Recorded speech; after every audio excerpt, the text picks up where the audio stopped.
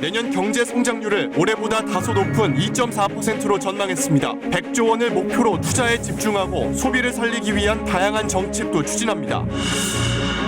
비건 미 대북 특별대표가 오늘 중국을 전격 방문해 북한 문제 해법 논의에 나섰습니다. 미중 양국이 교착 상태에 놓인 북한 문제에 대해 서로가 만족하는 묘수를 찾을 수 있을지 주목됩니다.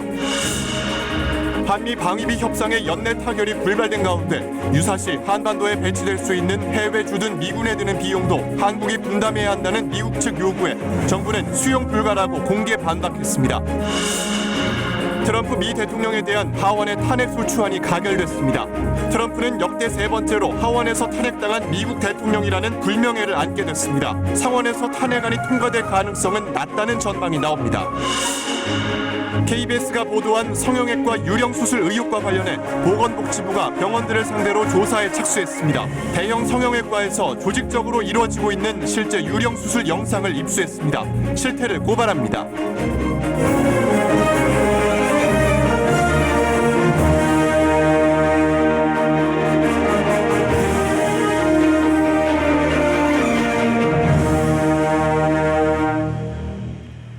안녕하십니까. KBS 9시 뉴스입니다. 정부가 내년 경제정책의 큰 그림을 발표했습니다. 내년 성장률은 올해보다 다소 높은 2.4%로 전망했는데요. 이 민간 연구기관은 물론 한국은행과 OECD 전망치보다도 높은 수준입니다. 올해는 우리 경제가 경기 불황과 저성장에 시달렸지만 내년엔 반드시 경기를 반등시키고 또 하나 성장 잠재력을 끌어올리겠다는 목표와 의지도 밝혔습니다. 그러기 위해선 특히 투자 회복이 가장 중요한 열쇠라고 보고 100조 원을 목표로 잡았고요. 이 소비 살리는 정책도 다각도로 펼치기로 했습니다. 먼저 장덕수 기자가 설명드리겠습니다. 경기 반등을 위해 정부가 가장 먼저 꺼내든 카드는 투자입니다. 민간과 민자, 공공 분야를 합친 전체 투자 목표는 100조 원. 정부는 이 가운데 각종 규제 철폐와 행정 절차 간소화를 통해 민간 기업의 대규모 투자를 25조 원까지 이끌어낼 계획입니다. 이를 위해 4조 5천억 원 규모의 금융지원책을 새로 만들었고 투자액 일부를 세금에서 빼주는 등 세제 혜택도 주기로 했습니다. 100조 원의 대규모 투자 프로젝트를 비롯해 관광, 예술 소비 진작, 데이터 경제, 신산업 육성, 소재 부품 장비 경쟁력 강화를 통해 더 역동적인 경제를 만들어갈 것입니다. 소비를 살리기 위해선 입국장 면세점을 전국 주요 공항으로 확대하고 코리아 세일 페스타 기간 중 하루를 정해 산 물건에 대한 부가세를 돌려주는 방안을 검토하기로 했습니다. 국내 숙박비 소득 공제도 추진하고 무비자 입국 허용을 늘리는 등 외국 관광객도 적극적으로 유치합니다. 또 내년 상반기 동안 10년 이상 노후차를 새 차로 교체하면 개별 소비세를 70% 깎아줍니다. 혁신 동력 강화를 위해선 5G와 결합한 신산업을 창출하고 시스템 반도체 등 차세대 산업도 집중 육성합니다.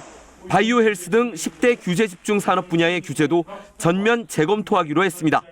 우리 경제의 체질을 바꾸고 생산성을 높여서 잠재 성장률 자체를 끌어올리기 위한 토대도 확실하게 구축해 나가도록 진력하겠습니다.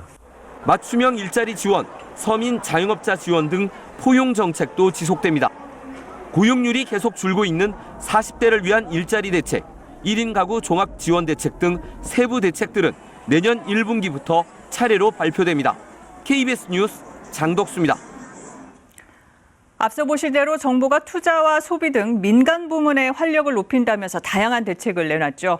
이 정부 재정을 쏟아붓는 것만으론 경기 반등에 분명한 한계가 있기 때문입니다. 하지만 이미 발표된 사업도 아직 착공하지 못한 게 많고 기업들 사정도 좋지 않은데요. 어떤 걸림돌들이 있는지 우수호 기자가 취재했습니다. 서울 창동에 들어설 K-팝 공연장 부지입니다. 지난해 말 정부가 2단계 민간 투자 유도 사업으로 발표했는데 1년 동안 첫 삽도 못 떴습니다. 협상 대상자로 지정돼 있어야 협상 단계에 들어가 있는데 기간이 이제 뭐 짧게 걸릴 수도 있고 좀 더 걸릴 수도 있고 장담을 못 한다는 얘기죠. 지난해부터 세 차례 거쳐 발표한 민간 투자 유도 사업은 모두 11개. 공사를 시작한 건 단 2개뿐입니다. 이런 상황인데 10조 원의 4단계 사업에 15조 원의 추가 사업까지 발굴하겠다는 게 정부 목표입니다. 무엇보다 경기 반등의 핵심인 투자의 회복 강도를 높이는 데 최우선 주안점을 두었습니다. 하지만 투자를 해야 할 기업 사정이 녹록치 않습니다. 3분기까지 코스피 상장 기업의 영업이익은 40% 가까이 줄었고 기업 10곳 중 8곳은 내년의 긴축 경영과 현상 유지에 집중하겠다는 입장입니다. 그나마 다행스러운 건 수출이 바닥을 치고 내년엔 반도체를 중심으로 나아질 거란 전망이 우세하다는 점입니다. 그러면 기업 실적도 나아지겠지만 나라 밖 변수는 여전합니다. 중국이 경제 성장률이 떨어지는 거를 예상보다 더 떨어진다는 이제 경착륙의 문제인데 그렇게 되면 우리나라한테는 상당히 위협적인 요인이 될 수 있다 이렇게 생각이 됩니다. 또 소비가 살아나려면 일자리가 늘고 소득이 증가해야 하지만 내년에는 생산 가능 인구 자체가 크게 줄어 일자리 증가폭도 올해보다는 작을 것으로 예상됩니다. KBS 뉴스 오소호입니다. 네, 그럼 내년도 경제정책 좀 더 들여다보겠습니다. 홍남기 경제부총리 직접 스튜디오에 나와 있습니다. 안녕하세요. 안녕하십니까. 오늘 바쁘셨죠? 나와주셔서 감사합니다. 예, 감사합니다. 그 100조 투자 유치가 가장 저는 눈에 띄더라고요. 중요한 과제로 보이는데 목표대로 될지가 좀 의문스럽습니다. 사실 대규모 사업은 인허가 하는 데만도 좀 시간이 오래 걸리는데 어떻게 목표를 달성하실 계획인지. 예, 내년도 상반기에 경기 반등의 모멘텀을 이루겠다고 정부가 말씀을 드렸는데요. 네. 그 핵심 관건이 투자 활력의 제고가 되겠습니다. 경방에서 내년도 민간 투자 25조, 민자 투자 15조, 그리고 공공 투자 60조 등 100조를 발굴해서 투자하겠다고 말씀을 드렸는데요. 재정 투자 30조는 또 별도로 뒷받침할 예정이라는 점을 말씀을 드립니다. 네. 이 중에서 공공 투자 60조는 이미 재원 대책이라든가 사업이 다 차질 없이 집행이 될 것 같고요. 네. 민간 투자하고 민자 투자는 절반 정도는 이미 진행 중이거나 이미 발굴이 되어 있는 프로젝트이기 때문에 큰 문제는 없을 것 같습니다. 그러나 나머지 반은 아직 특정 기업들이 검토하고 있는 사업들인데요. 제가 어떤 사업들인지 사실 기업에 공개하기가 어렵다는 입장 때문에 세세히 말씀을 드릴 수 없지만 내년 1년 내내 이와 같은 투자 규모가 발굴이 돼서 실행이 될 수 있도록 최대한 노력을 해나갈까 합니다. 그럼 기업들하고 계속 소통은 하고 계신 거죠? 네, 그렇습니다. 알겠습니다. 네, 성장률 전망치가 민간 연구소들하고 조금 차이가 있습니다. 살짝 높게 잡으셨어요. 네, 올해 성장률도 사실 지난해 전망보다 많이 낮았거든요. 근데 무역 전쟁을 벌이던 미국하고 중국이 1단계 합의를 했다. 그래서 0.1%포인트 올렸다라고 설명을 했는데 그래도 좀 낙관적이 아닌가 이런 지적도 있습니다. 예, 제가 KBS 지금 보도도 봤습니다. 대개 국제기구들이라든가 하는 KDI라든가 몇몇 기구들에서는 약 2.3% 정도로 내년에 한국 경제가 회복될 것이다라고 전망을 하고 있습니다. 네. 물론 이거보다 낮게 전망하는 연구기관도 있지만 대개 2.3% 전후가 아닌가 싶고요. 기재부가 갖고 있는 성장 모형을 돌려봐도 그런 정도가 가능하다고 봅니다. 다만 정부가 2.4%로 제시한 거에는 확장적 재정 정책을 포함해서 정부의 정책 의지를 플러스 알파로 실었다는 말씀을 드리고요. 상당히 우호적인 것은 내년도에 우리 수출이 올해 역성장을 하다가 내년도에는 3% 이상 수출이 증가할 것이라는 전망이 좀 힘이 됐고요. 지금 말씀하셨던 대로 미중 무역 갈등이 1단계 합의가 이루어서 글로벌 경제의 불확실성도 상당히 거쳐진다는 것도 거기에 같이 힘을 보탰다고 생각을 합니다. 네. 그리고 내년 경제가 어려운 점 정부 스스로 크게 두 가지 짚으셨어요. 일단 고용, 그리고 조금 나아지긴 하겠지만 제조 부진. 이 두 가지는 또 뗄래야 뗄 수가 없는 문제인데 그렇습니다. 특히 40대는 더더욱 지금 고용 문제가 좀 심각합니다. 어떻게 타개하실 계획이신지요? 예, 지금 말씀하신 대로 사실 고용 문제가 작년에 내내 어려웠다가 올해는 고용 개선 흐름이 이어지고 있습니다. 네. 올해 저희가 고용 한 20만 명 정도 취업자 증감을 전망을 했는데 아마 28만 명 정도까지는 늘어날 수 있을 것 같습니다. 내년 연도에도 이와 같은 고용 개선 흐름을 이어가도록 노력을 하고자 하는데요. 말씀 주신 대로 40대의 경우에는 이미 2015년부터 40대 인구가 줄어들기 시작했고 함께 고용이 감소하는 현상을 지금 계속 이어오고 있습니다. 네. 사실 40대가 우리 한국 경제의 허리에 해당되는데요. 그렇죠. 이분들의 일자리가 감소하는 것에 대해서는 저도 정책 당국자로서 굉장히 안타깝습니다. 그래서 이 40대에 대한 일자리는 제조업하고 동전의 양면처럼 붙어있는 측면이라 정부가 경제 활력을 제고를 통해서 40대의 일자리를 늘리려고 노력을 해왔는데요. 네. 그동안 이 청년 일자리라든가 노인 일자리, 여성 일자리와 같이 특화된 일자리를 만들어 온 거에 비하면 40대에 대한 특화된 대책은 별도로 이렇게 중요시 않게 강구가 안 되었다고 그렇죠. 생각을 합니다. 그래서 네. 이번에 저희가 40대에 대해서는 각별하게 40대 고용 특성에 맞는 특화된 종합 대책을 네. 마련을 하고 있고요. 아마 제가 본 데는 내년 3월 정도에는 그 대책을 발표할 수 있을 것 같습니다. 개략적으로 제가 큰 카테고리만 말씀하면 40대 일자리의 미스매치 해소, 또 40대를 고용했을 경우에 고용 인센티브를 부여하는 것, 또 40대 중에서 실업자들일 경우에 직업훈련을 좀 체계적으로 제공해 주는 거 하고요. 또 실업자 중에서 창업을 하고자 하는 사람들에 대한 창업 지원 역량 강화, 이런 쪽의 대책이 아마 형성이 되지 않을까 이렇게 생각이 됩니다. 근데 뭐 지금 부총리께서도 말씀하셨지만 창업 얘기를 많이들 하시는데 네. 40대한테 그러면은 자영업하라는 얘기 아니냐? 안 그래도 자영업자들 많이 어려운데. 네. 제가 지금 말씀드린 거는 단순히 자영업, 소상공인이나 자영업으로의 전략이 아니고요. 네. 실제로 신산업에 해당되는 좀 지금 말한 벤처 창업을 의미하는 거고요. 거기에는 아무래도 아이디어와 창업 역량이 필요하기 때문에 정부로서는 그와 같은 아이디어 또는 창업 역량을 지원하는 데 역점을 둘 예정입니다. 네, 알겠습니다.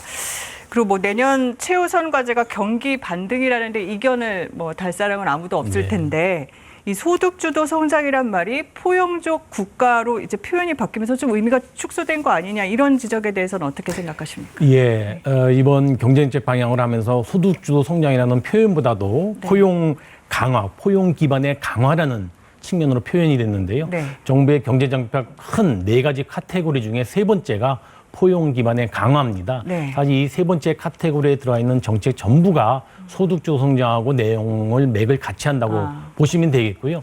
사실 소득주도 성장하니까 그동안에 문재인 정부의 성장 정책이 오직 소득주도 성장에 의해서 성장을 견인하는 걸로 상당 부분 오해하는 분도 있어서 여하튼 정확한 뜻을 전달하기 위해서 저희가 포용 기반 강화로 표시를 했고요. 네. 내용적으로는 소득주도 성장과 혁신 성장 또 공정경제라고 하는 3축은 그대로 견지하면서 계속 지속해 나갈 예정이고요. 다만 이와 같은 소득주도 성장을 추진하는 과정에서 네. 이제까지 제기됐던 여러 가지 문제점들은 저희가 제도적으로 정책적으로 보완해 나가고 있다는 말씀을 드리고요. 대표적인 게 최저임금 같은 경우가 되겠습니다.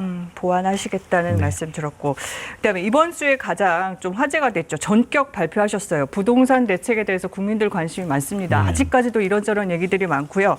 특히 종부세 세율 자체를 다시 높이셨어요. 이런 결정을 하게 된 배경이랄까요? 예, 이번에 고강도 대책을 발표하면서 사실은 부동산 보유세에 대한 충분한 과세가 이루어지지 않았다 하는 지적이 그동안 많이 있었습니다. 네. 사실 저희가 우리나라 경제력이 비슷한 OECD 선진국하고 비교해 보면 저희가 보유세 비중은 굉장히 낮고 거래세 비중이 높다는 지적이 많이 있었습니다. 차제의 고강도 대책을 마련하면서 이번에 종부세 세율을 좀 올렸는데요. 올리면서 사실은 50억 초과의 다주택자, 네. 소위 주택을 3개 이상 갖고 있는 또는 조정 지역에서의 2개 이상 갖고 있는 다주택자에 대해서 세부담을 강화하겠다는 것이 기본 취지이고요. 네. 1주택자라든가 또는 과표 구간이 굉장히 낮은 소위 저가 아파트에 대한 과세 부담자에 대해서는 세부담을 굉장히 줄이려고 저희가 노력했다는 말씀을 드리고요. 특히 1세대 1주택이면서도 고령자이고 또 주택을 장기 보유한 사람에 대해서는 세액공제를 최대 80%까지 확대하도록 해서 세부담이 적절하게 분산되고 또 실소유자 중심의 주택 소유를 지원하는 데도 오히려 역점을 뒀다는 말씀을 드립니다. 네, 지금 답변하고 좀 맥을 같이 하는 것 같은데 기자회견에서도 불로소득 절대 허용 안 하겠다 굉장히 강하게 말씀하셨어요. 그러면 이 대책의 효과가 언제쯤 나타날 거라고 보십니까? 마지막으로 간단히 예, 주시면 좋겠습니다. 아까 제가 발표할 때도 말씀드렸습니다만은 부동산이 투기적 거래로 인해서 사실 불로소득을 한다면은 많은 젊은이들에게 실망감을 주고 좌절감을 줄 거기 때문에 네. 저는 아파트 거래로 인한 불로소득은 허용하지 말아야 된다고 생각을 합니다. 정부가 엊그저께 발표한 대책은 사실 가장 강력한 것 중에 하나라는 것이 대출 규제인데요. 네. 대출 규제는 이미 이번 주 그리고 일부 규정이 필요한 거는 다음 주부터 당장 적용이 되기 때문에 네. 저는 주택시장에 미치는 영향이 즉각적으로 나타나고 조만간 주택시장의 가격 안정이 있을 것으로 저는 기대를 하고 있습니다. 네, 오늘 여기까지 듣겠습니다. 부총리께서 말씀 잘해주셔서 감사합니다. 네, 감사합니다. 네, 다음 소식입니다. 비건미 대북특별대표가 한국, 일본에 이어 오늘 급히 중국 베이징을 찾았습니다. 미국은 북한을 향해서 대화에 응하라고 촉구하고 있는데 이 방중 기간에 접촉이 이뤄질 수 있을까요? 베이징 최영원 특파원이 보도합니다. 베이징에 도착한 비건 대표는 취재진의 쏟아지는 질문에 말을 아꼈습니다. 북한이 통보한 연말 시한이 얼마 남지 않은 만큼 여유로운 표정 속에 초조함도 묻어났습니다. Sorry guys. Going that way. I'm not going to say anything, guys. So. 비건 대표는 내일까지 베이징에 머물며 중국 측 인사들과 만납니다. 유엔 안보리에 대북 제재 완화 결의안 초안을 기습 제출하며 대북 공조에서 이탈 조짐을 보이는 중국과 직접 만나 논의하기 위한 겁니다. 또 북한이 협상 테이블에 다시 앉도록 도움을 요청할 가능성도 있습니다. 하지만 미국 뜻대로 진행되기는 쉽지 않아 보입니다. 미국은 실질적 비핵화 진전 없이는 제재 완화가 어렵다는 입장이지만 비건의 협상 파트너인 중국 외교부 부부장은 제재 완화 필요성을 거듭 강조했습니다. 也提到了这个联合国解除制裁的问题，为解决打破半岛僵局维护半岛和平稳定是一个最好的方案。 이번 방중 기간 또 다른 관심사는 북미 대화 여부입니다. 오늘 베이징에 도착한 북한 고려항공 정기편에 북한 외무성의 고위 인사가 탑승하지 않으면서 베이징 북미 접촉 가능성은 희박해졌습니다. 남은 건 비건 대표의 방북 가능성. 그러나 비건 대표가 내일 워싱턴행 비행기표를 예약한 것으로 알려진 가운데 아직까지 어떤 변화의 움직임은 포착되지 않고 있습니다. 베이징에서 KBS 뉴스 최영은입니다. 네, 한미 양국이 방위비 분담금을 정하지 못하고 해를 넘긴 이유, 미국이 기존 협정 틀을 무시하고 주한미군 순환 배치 등 해외 주둔 미군 경비까지 한국 보고 나눠내라고 요구하기 때문인 걸로 확인됐습니다. 이 한미 협상 대표들은 이 핵심적인 의견 차를 드러내면서 장외에서 공방을 이어갔습니다. 류란 기자입니다. 먼저 포문을 연 건 미국의 협상 대표입니다. 미국은 한국 방위와 직결된 큰 비용을 부담한다고 강조했습니다. 한반도에 배치될 수 있는 해외 주둔 미군에 드는 비용도 한국이 분담해야 한다고 주장했습니다. And we have many other costs that are not captured in the SMA. All are very, very important to the defense of Korea. 이에 우리 측 대표도 계획에 없던 브리핑을 오늘 자청하고 미국의 요구는 수용할 수 없다고 반박했습니다. 해외에 주둔하고 있는 미군에 대한 경비에 대한 분담은 저희가 받아들일 수 없다는 점을 명확히 하였습니다. 미국의 요구는 28년간 유지되어온 방위비 분담 특별협정 틀에서 벗어나기 때문입니다. 방위비 분담 협정, 즉 SMA는 한국인 근로자의 임금과 미군 기지 건설비, 군수 지원비로 항목을 명확히 규정하고 있습니다. 그런데 미국은 여기에 새로운 항목을 추가하자고 요구합니다. 주한미군 순환 배치와 장비의 이동, 배치 비용 등도 한국이 분담하라는 겁니다. 미국은 합의하면 협정은 얼마든지 변경될 수 있다고 주장하지만 한국은 새 항목의 추가나 변경은 수용할 수 없음을 분명히 했습니다. 대신 무기 구매, 미군 기지 오염 정화 등 한국이 한미 동맹에 기여하는 부분에 대해 정당한 평가를 요구했습니다. 협상은 다음 달 미국에서 재개됩니다. 하지만 방위비 분담 범위를 주한미군에 한정해야 한다는 한국의 입장과 달리 미국이 계속해서 한국의 방어로 확장하자고 무리하게 요구할 경우 협상 타결은 쉽지 않아 보입니다. KBS 뉴스 류란입니다. 네, 이런 가운데 트럼프 미국 대통령에 대한 탄핵소추안이 하원을 통과했습니다. 이 대통령 탄핵소추안이 하원에서 가결된 건 미국 역사상 이번이 세 번째인데요. 민주당은 누구도 법 위에 있을 수 없다, 대통령의 권한 남용에 대한 당연한 귀결이라고 했지만 트럼프 대통령과 공화당은 미국 역사의 수치라고 맞받았습니다. 워싱턴에서 금철영 특파원의 보도입니다.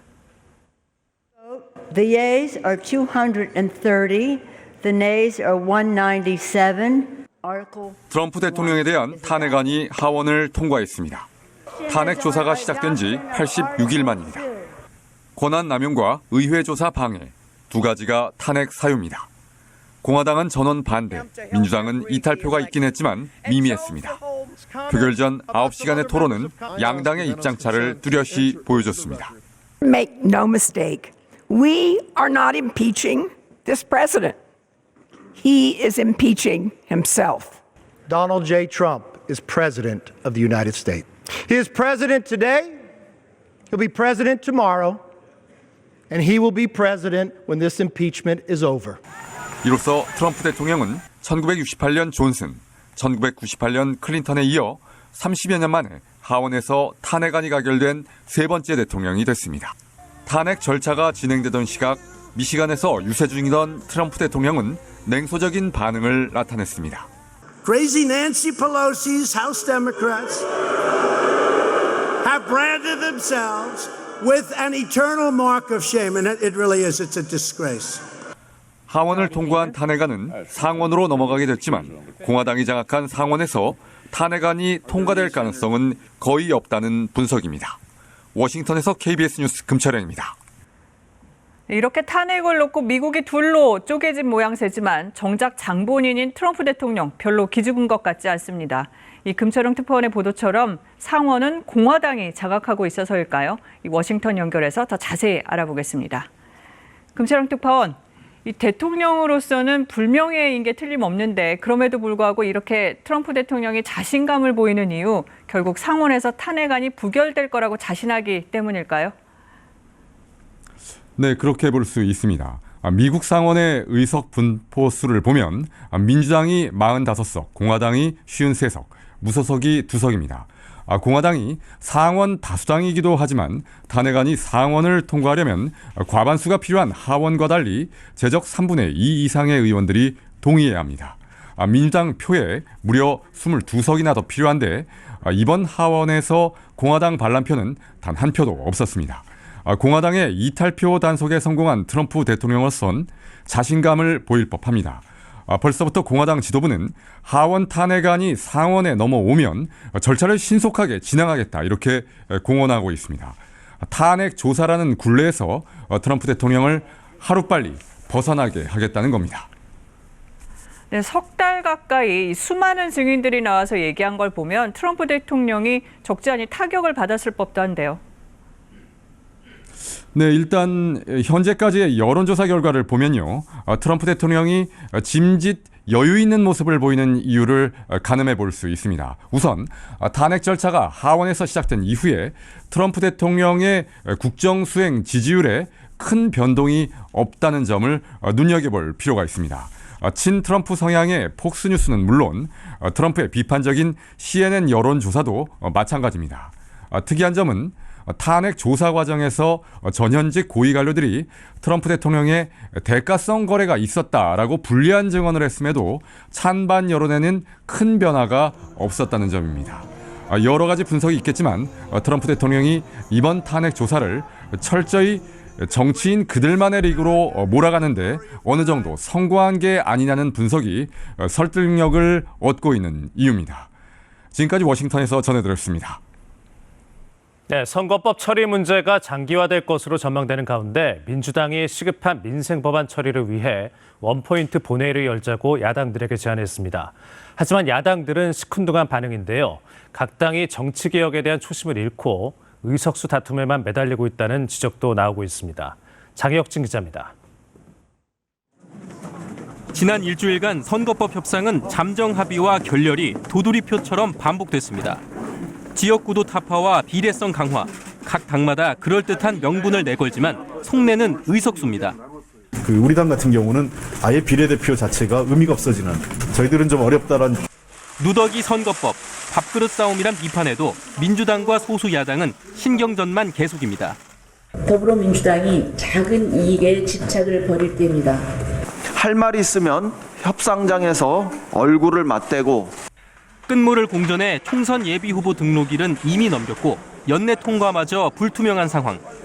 민주당은 여론 악화를 의식한 듯 원포인트 민생국회 카드를 꺼내들며 검찰개혁법의 선처리까지 제안하고 나섰습니다. 하지만 한국당 순순히 받아줄 생각이 없습니다. 예산안을 날치기 처리한 데 대해서 분명한 사과를 하고 재발 방지 약속을 해야 합니다. 처리가 막힌 예산 부수 법안은 모두 22개. 내년도 나라 살림은 정해졌는데 그 돈을 어떻게 거둘지는 못 정한 겁니다. 헌법 불합치 결정으로 올해 말까지 바꿔야 할 법들도 뒷전입니다. 소수 야당은 민생국회의 진정성까지 의심해 첩첩산중입니다.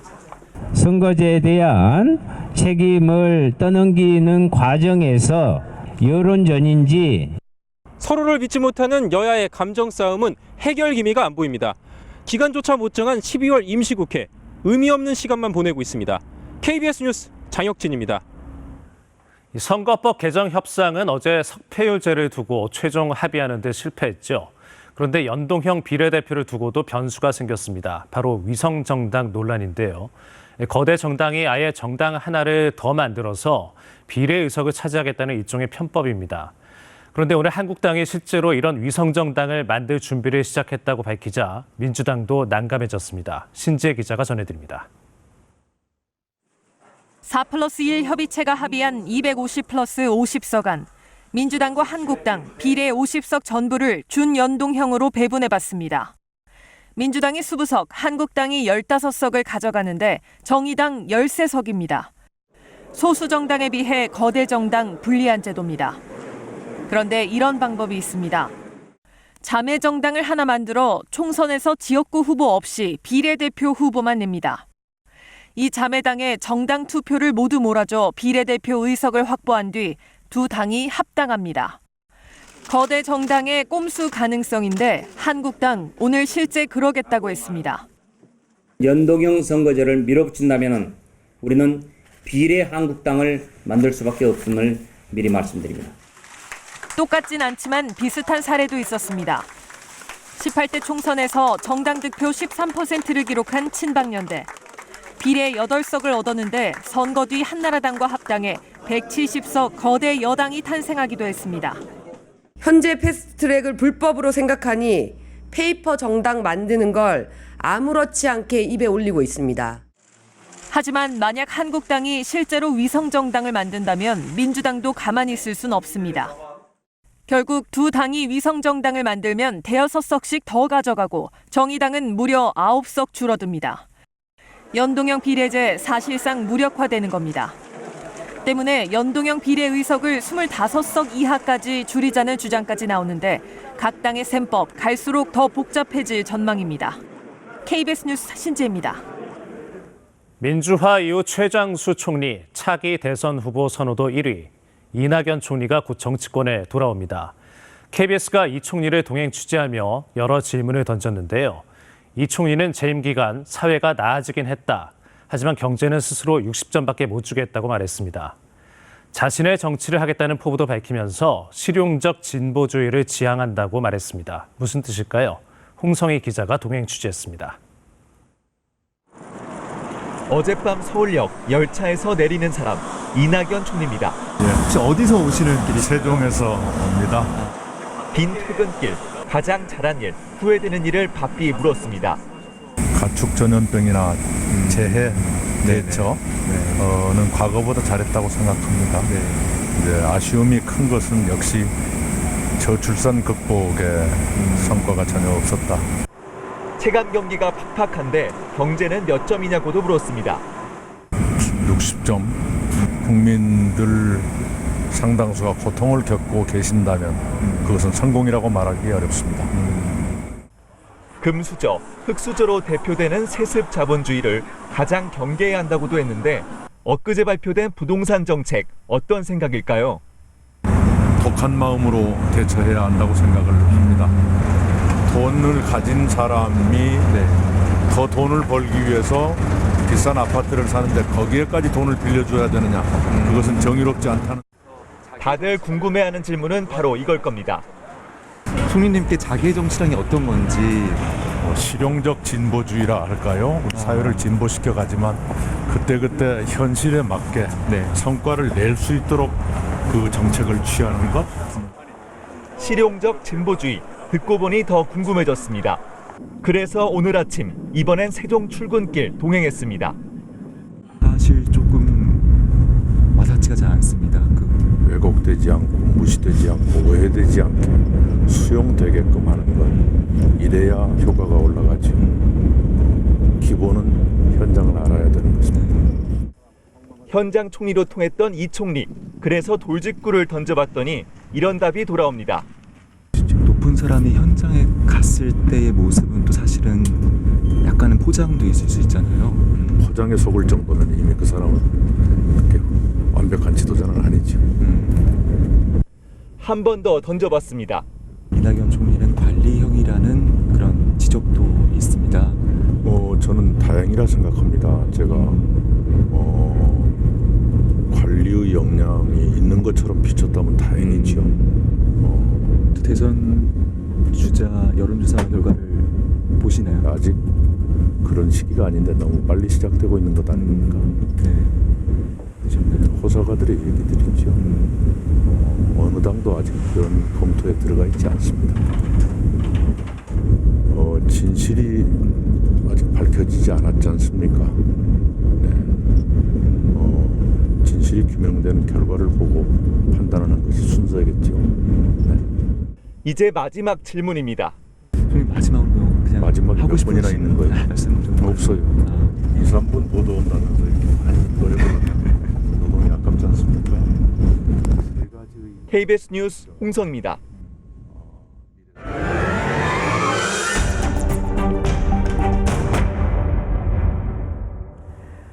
수능이 끝나고 가장 붐비는 곳 중에 하나 성형외과입니다. 그런데 성수기로 갈수록 늘어나는 게 유령 수술이라고 하죠.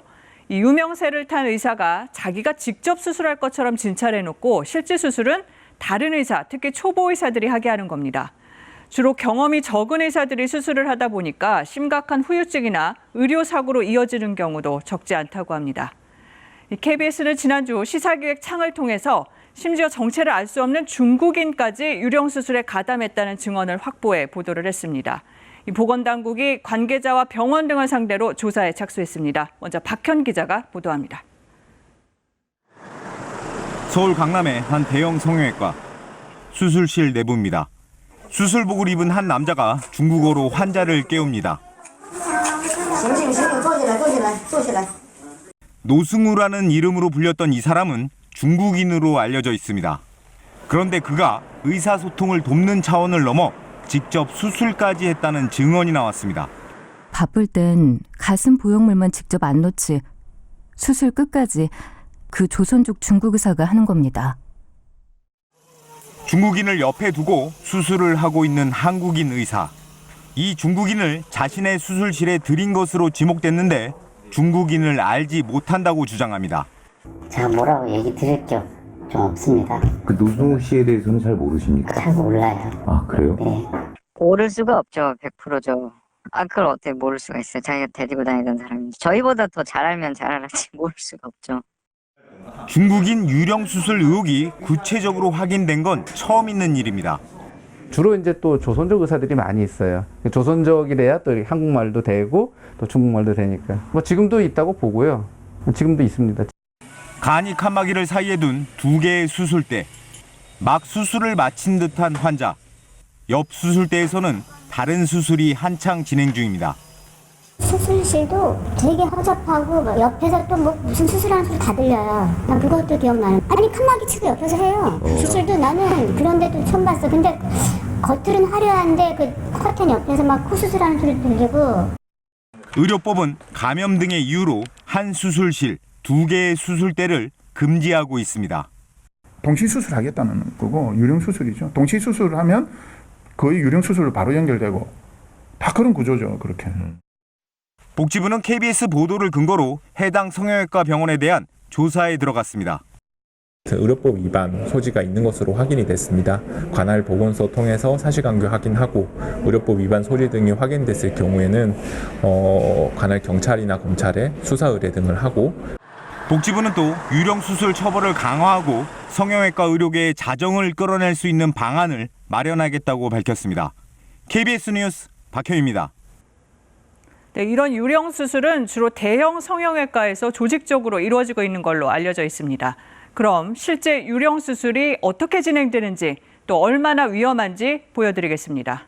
김성수 기자입니다. 한 성형외과 병원에서 벌어진 유령 수술 CCTV 영상입니다.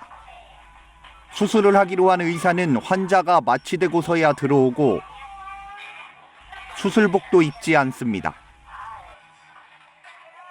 실제 수술은 환자가 본 적 없는 젊은 의사들이 합니다. 수술은 미숙합니다.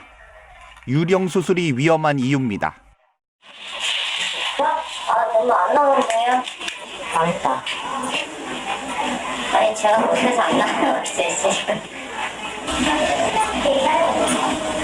근데 오늘 제가 딱 찍은다고 이런 근육이다 이렇게 알 수 있어요? 근육이가 뻑뻑하지 뻑뻑해요. 햄이 외치할 때 피로 물들였어. 할수 없었어요. 결국 환자의 다리 등에는 심각한 후유증이 생겼습니다. 학업과 결혼 모두 어그러졌습니다. 사람들이 이제 제 하는 말을 좀 귀담아 듣는 것 같아요. 이제야 유령수술이라는 단어도 나타나고. 수술 경험을 쌓고 싶은 초보 의사들, 이들을 이용해 대리 수술을 시키겠다는 대형 성형외과 병원. 두 이해가 맞아떨어지면서 유령 수술은 근절되지 않고 있습니다. 실습이죠. 수술을 해볼 수 있잖아요. 그죠? 자기가 혼자 개업을 해봐요. 그 환자 오지 않잖아요. 그렇게 많이 경험을 가질 수가 없는 거잖아요. 한 성형외과 의사는 성수기인 요즘 본인도 유령 수술을 하고 있다고 고백합니다. 수술실에서 처음 보는 환자인 겁니까? 네, 처음 봤죠. 그냥 찾지 보고 요즘 그냥 성수기라 2번에서 3번, 많게는 4번 정도까지. 예전보다 많이 줄었는데. 성형외과에서 일어나는 의료사고의 절반 가까이가 유령 수술과 관련이 있는 것으로 추정됩니다.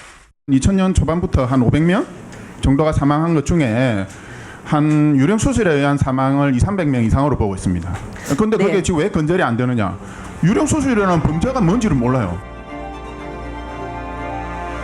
벌 받는 사람이 아무도 없으니까. 피해자는 있는데 가해자는 없어요. 그러니까 그거에 대해서 너무 솔직히 힘들고 무서워요, 사회가. KBS 뉴스 김성수입니다.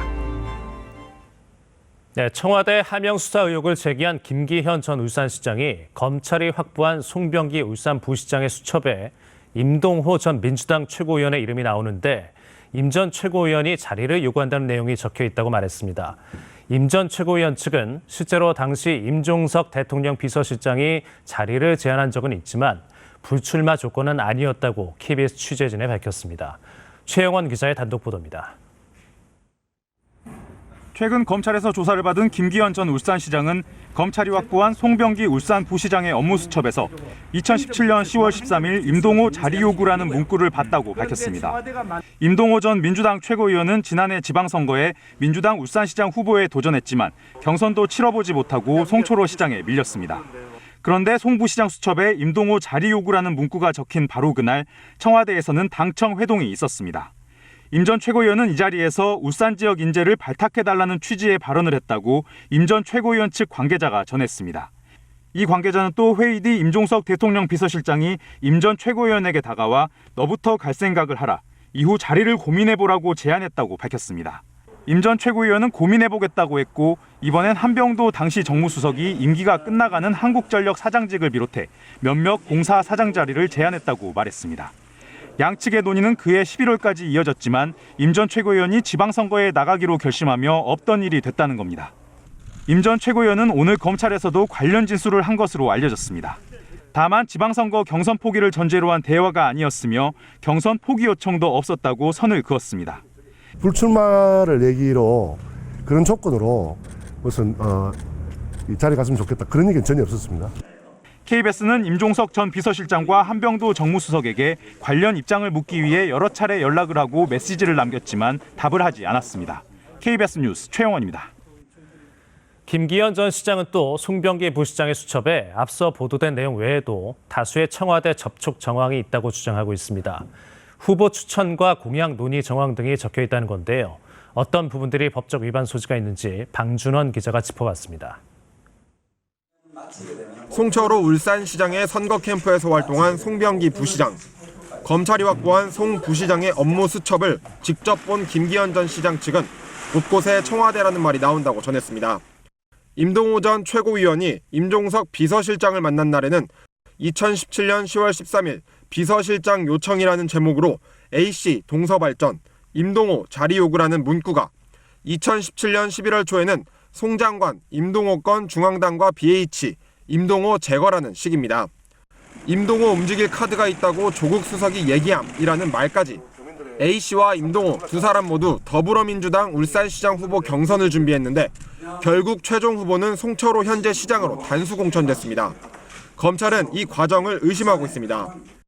2017년 10월에는 공공병원 산재모병원 좌초되면 좋음이라는 문구와 청와대 관계자의 이름이 산재모 병원 또는 공공병원 BH 방문이란 문구가 적혀 있다고 전해졌습니다. VIP 면담 자료라는 말도 등장합니다. 법조계에서는 알려지지 않은 정보를 공약으로 써보라고 제공하면 선거 개입 소지가 있을 수 있다는 의견과 선거를 위한 준비 행위로 봐야 하는 만큼 별 문제가 없다는 의견이 엇갈립니다. 검찰은 송 부시장이 임동호 전 최고위원 등의 청와대 인사 접촉 내용까지 자세히 파악했던 만큼 경선 전부터 청와대 고위급 인사가 송철호 울산시장 당선을 위해 부당한 개입을 한 것은 아닌지 의심하고 있습니다. KBS 뉴스 방준원입니다. 조국 전 민정수석이 유재수 전 부산시 부시장에 대한 감찰 중단 의혹과 관련해 박형철, 백원우 전 비서관의 의견이 서로 달랐으며 두 사람의 의견을 듣고 감찰 중단을 결정했다는 취지의 진술을 한 것으로 KBS 취재 결과 확인됐습니다. 또 자신은 감찰 무마 청탁을 받은 적이 없다고 진술한 것으로 전해졌습니다. 최유경 기자가 보도합니다. 조국 전 민정수석이 이번 주에만 2차례 검찰에 나와 조사를 받았습니다. 유재수 씨에 대한 청와대 감찰이 석연찮게 중단됐다는 의혹 때문입니다. 검찰 조사에서 조 전 수석은 유재수 씨 감찰에 대해 논의할 당시 박형철 전 반부패 비서관과 백원우 전 민정비서관의 조치 의견이 서로 달랐다고 진술한 것으로 KBS 취재 결과 확인됐습니다. 이와 관련해 금융위의 한 관계자는 당시 백원우 전 비서관이 유재수 씨는 금융위 국장 자리에 놔둬서는 안 된다며 사표를 받아야 한다는 취지로 말했다고 KBS에 밝혔습니다. 이 때문에 다른 의견을 냈다는 박형철 전 비서관은 사표 수리가 아니라 수사 의뢰 등을 해야 한다는 쪽이었다는 얘기가 됩니다. 조 전 수석은 또 유 씨의 조사 거부로 당시 감찰은 사실상 불능 상태였다며 자신은 두 비서관의 의견을 듣고 조치를 결정했다고 말한 것으로 확인됐습니다. 이른바 3인 회의에서 감찰 중단 등을 결정했다는 청와대 측 입장과 맥을 같이 합니다. 외부로부터의 감찰 무마 청탁 의혹과 관련해서는 자신은 전화를 받은 적이 없었다고 진술한 것으로 전해졌습니다. 다만 두 비서관에게 연락이 많이 온다는 얘기를 들은 적이 있다고 진술했다는 검찰 관계자의 말도 있습니다. 검찰은 수사 결과 드러난 유 씨의 비위 혐의 중 상당 부분을 조 전 수석이 감찰 당시 알고 있었다는 점을 입증하는 데 주력하고 있습니다. 검찰은 조만간 직권 남용 혐의로 조 전 수석에 대한 구속영장 청구 여부를 결정할 것으로 보입니다. KBS 뉴스 최경입니다. 정경심 교수의 동양대 표창장 위조 혐의와 관련된 재판에 많은 관심이 쏠리고 있죠. 지난 9월 검찰이 사문서 위조 혐의로 정경심 교수를 처음 기소했는데 지난달 말 검찰은 범죄 혐의가 담긴 공소장을 변경해달라고 신청했습니다. 추가 수사를 해보니 위조 날짜는 2012년 9월 7일이 아니라 2013년 6월이었고 이 표창장을 위조한 방식이나 장소도 정확히 드러났다는 겁니다. 하지만 재판부는 지난 10일 날짜나 장소, 방법 등 중대한 사항이 바뀐 만큼 같은 사건으로 볼 수 없다며 변경 신청을 받아들이지 않았습니다. 당시 검찰이 강하게 반발했고 재판부는 퇴정 경고까지의 진풍경이 벌어졌다는 평가도 나왔었는데요.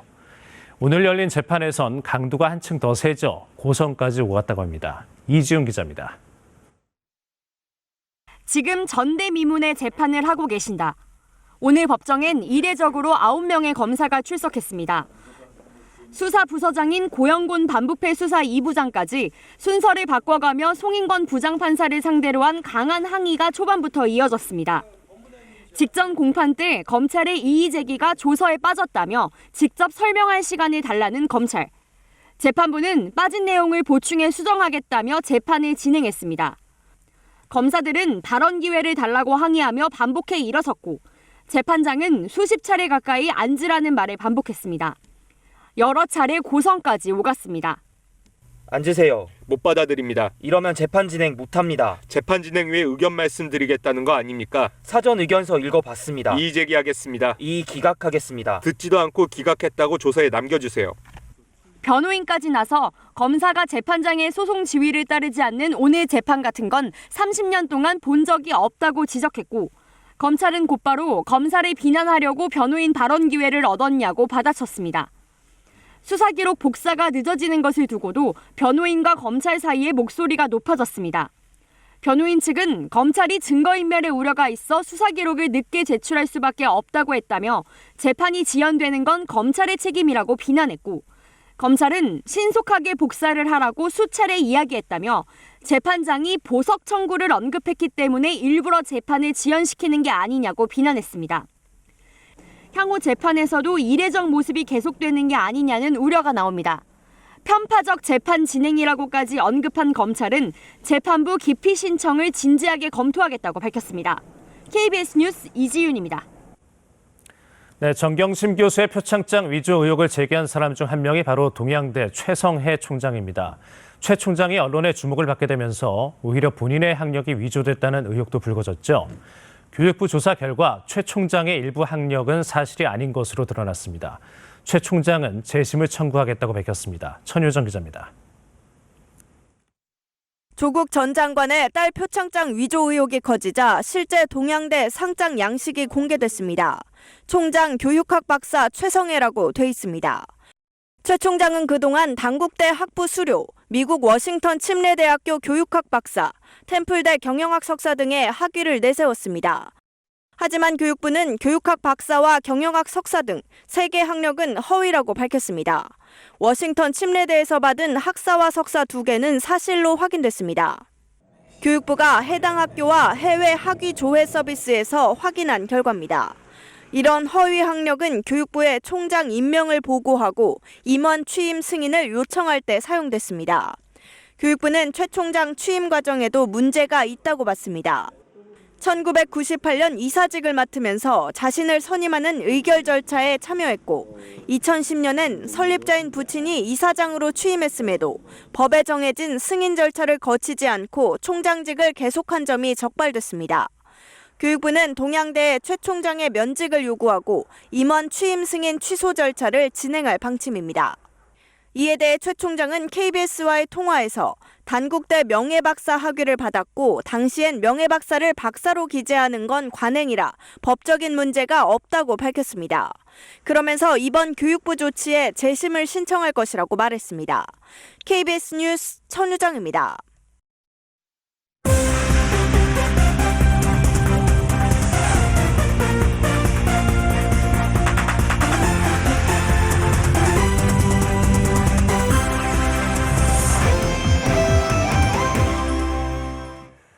안녕하십니까. 스포츠뉴스입니다. 박지성이 최근 화제가 된 손흥민의 70m 질주골을 본 소감을 털어놨습니다. 그러면서 박지성이냐 손흥민이냐에 대한 논쟁도 정리했습니다. 첫 소식 박주미 기자입니다. 자신의 재단에서 진행하는 재능학생 후원금 전달식 참석을 위해 잠시 귀국한 박지성은 손흥민의 70m 질주골 당시 현장에서 본 느낌을 이렇게 표현했습니다. 설마 했어요, 솔직하게. 설마 했는데 상당히 빠른 시간 안에 또 그 부분을 놓치지 않고 그 골까지 결정시킬 수 있다는 부분들은 지금 흥민이의 레벨이 어느 정도인지를 단적으로 보여주는. 아시아 축구연맹이 선정한 올해의 국제선수상을 홍콩에서부터 영국까지 직접 받아 건네주며 손흥민에 대한 각별한 애정을 보인 박지성. 축구팬들의 오랜 화두인 박지성과 손흥민 중 누가 더 뛰어난가? 논쟁은 단번에 정리했습니다. 제가 부끄럽죠. 지금 흥미 정도면 비교할 수 있는 상대가 아닌데 영향력도 상당히 커졌고 또 그만큼 본인이 갖고 있는 기량이 너무나 뛰어나기 때문에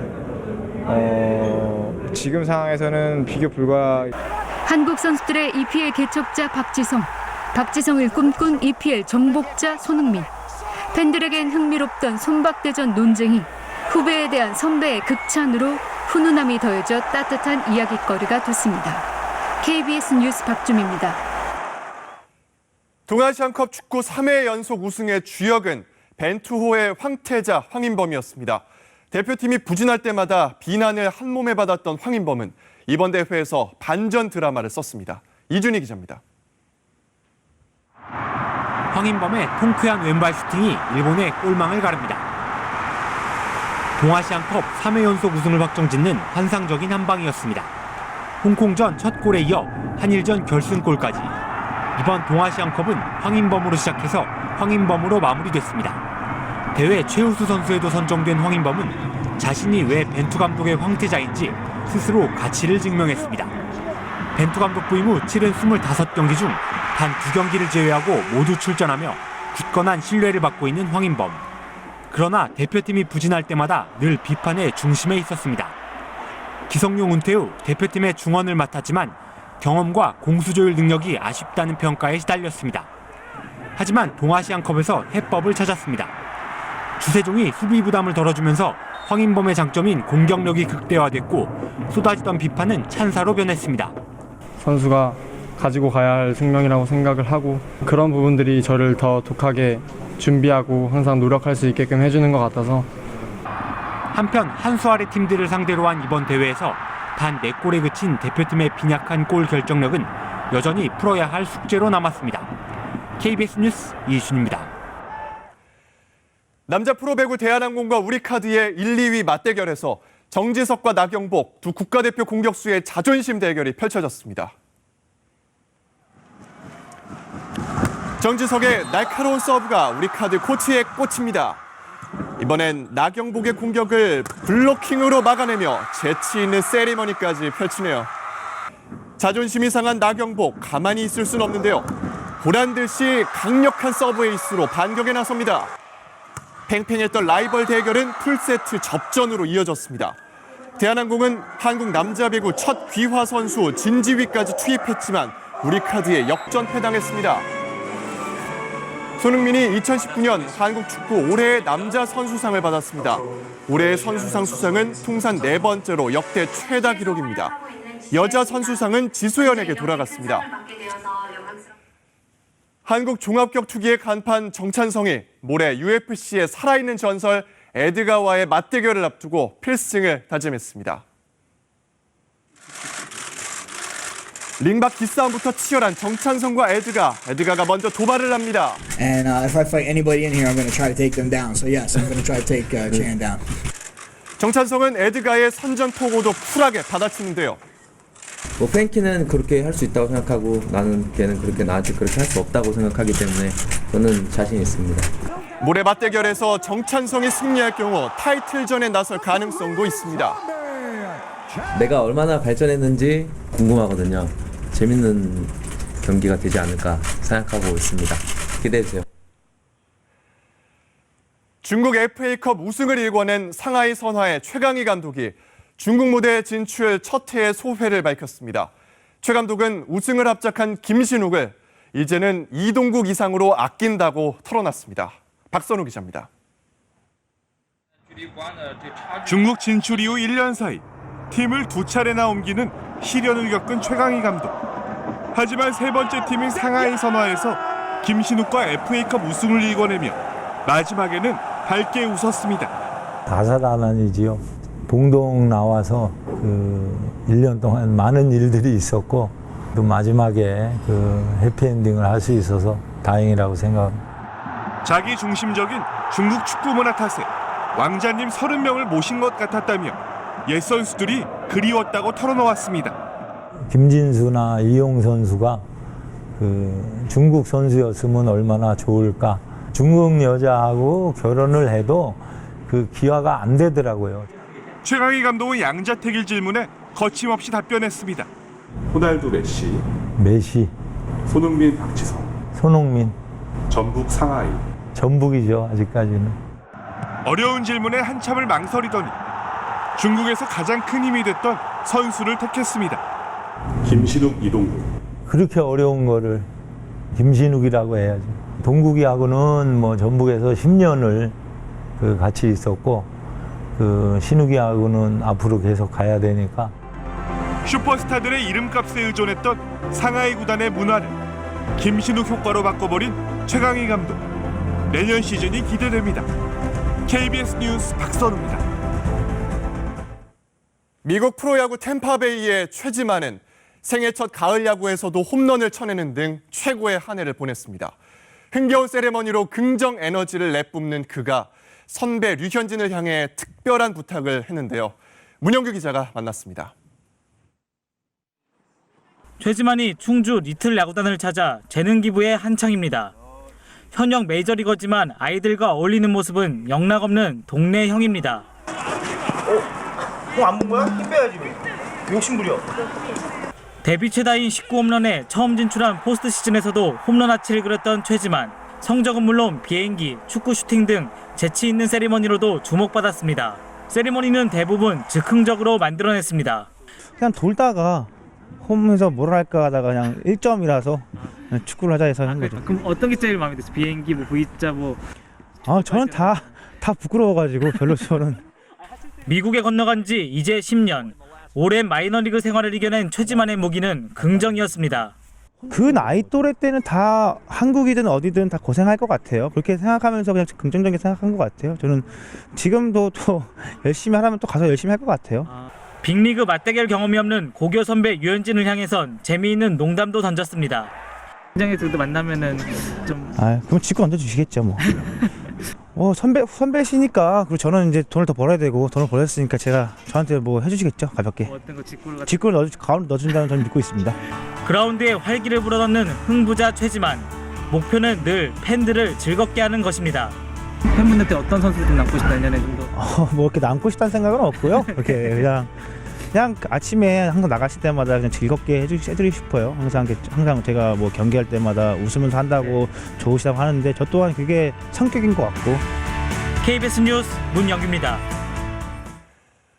어제 젖바둑에서는 승리했던 이세돌이 인공지능 AI 한돌과 맞바둑에서는 패배했습니다.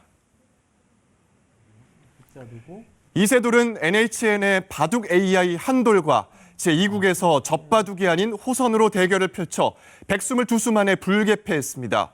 한돌은 어제 2점 젖바둑에서 엉뚱한 실수로 자멸했지만 호선 바둑에서는 이세돌을 압도했습니다. 문화체육관광부에서 체육정책을 담당하는 2차관에 전 수영 국가대표 출신인 최윤희 씨가 임명됐습니다. 최윤희 신임 차관은 82년 루델리 아시안게임 3관왕 등 아시아의 인어로 불리며 한국 수영의 간판 스타로 활약했고 최근에는 한국체육산업개발 대표이사로 활동했습니다. 최 차관은 체육인의 한 사람으로서 현장의 목소리에 귀를 기울여 꼭 필요한 것들이 정책으로 이어질 수 있도록 최선을 다하겠다고 소감을 밝혔습니다. K-팝 스타 방탄소년단이 세계적인 전기차 레이싱 대회인 포뮬러 2의 홍보 모델로 선정됐습니다. 친환경 모터스포츠 경기인 이번 대회에서 방탄소년단은 공식 광고 등에 참여했습니다. 이번 포뮬러 2 대회는 내년 7월까지 뉴욕, 파리 등 전 세계 12개 도시에서 펼쳐지며 내년 5월엔 역대 최초로 서울에서 경기가 열려 KBS가 주간 방송사로 참여합니다. 유벤투스의 호날두가 어마어마한 점프력을 과시했습니다. 덩크슛 같았던 헤딩골 장면 함께 보시죠. 오늘의 영상입니다.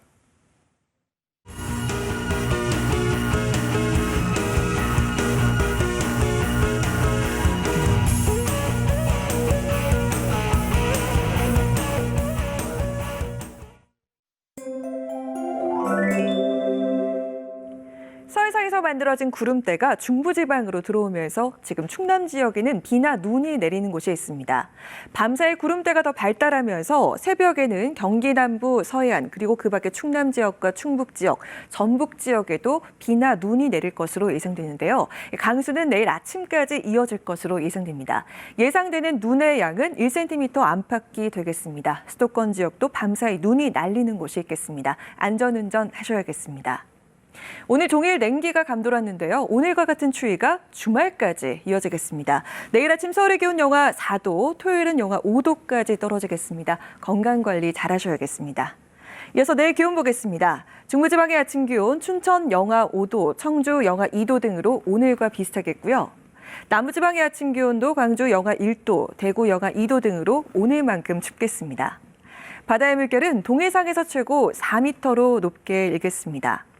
일요일에는 제주 지역에 비 소식이 나와 있습니다. 날씨였습니다. 네, 오늘 트럼프 대통령 탄핵안 가결 리포트에서 앤드루 존슨 대통령은 1968년이 아니라 1868년 탄핵된 것으로 정정합니다. 시청자 여러분의 양해 부탁드립니다. 네, KBS 9시 뉴스 마칩니다. 시청해주신 여러분 고맙습니다.